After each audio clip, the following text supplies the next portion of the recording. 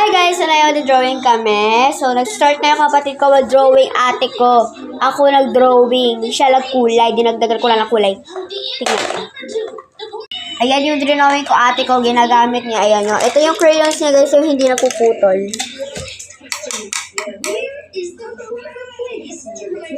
Sobrang bilis niya mag-color. Purple siya guys. Ito naman yung akin. Ito sa kanya. Yung, kung nagtataka kayo, asan yung laligayan niya? Ito guys. Ang cute. Crafty, no? Ito pa rin. Para hindi mawala. So, tara, kuha tayo na paper.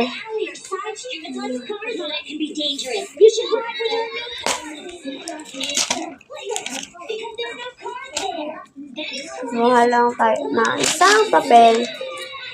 Ayan, paper. Wala ako paper.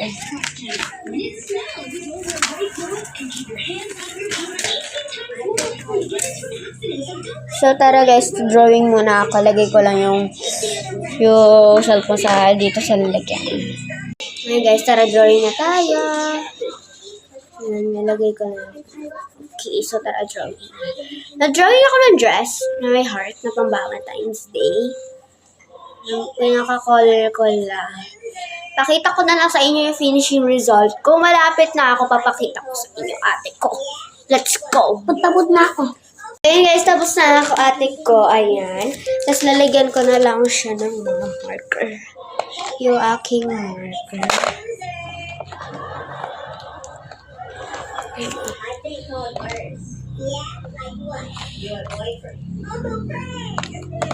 Ayan. Ayan guys, so medyo patapos na yung kapatid ko ba.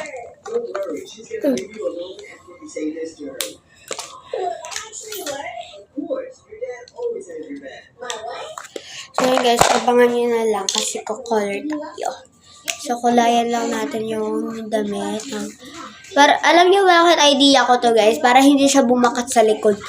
Tsaka para hindi din siya mag ano sa papel. Para pag dinagdagan mo pala layer, ano siya, nagpupush siya. Ano lang. Dahil nilalagyan ko siya. So pakita ko na lang sa inyo yung finishing result namin. Bye! Ayan guys, ito na yung finishing result. Nakita ko na sa inyo ang finishing result na aking drawing. Ayan na siya. Ito yung finishing results ng aking drawing. Pakita ko yung sa kapatid ko. Wait lang. Sa kapatid ko guys, vote kayo kung sino best drawing of dress ever. Vote kayo, bilis. Ayan guys, ito siya. Don't forget to subscribe, like, and comment, and click the notification bell for updated guys sa new video namin. Bye!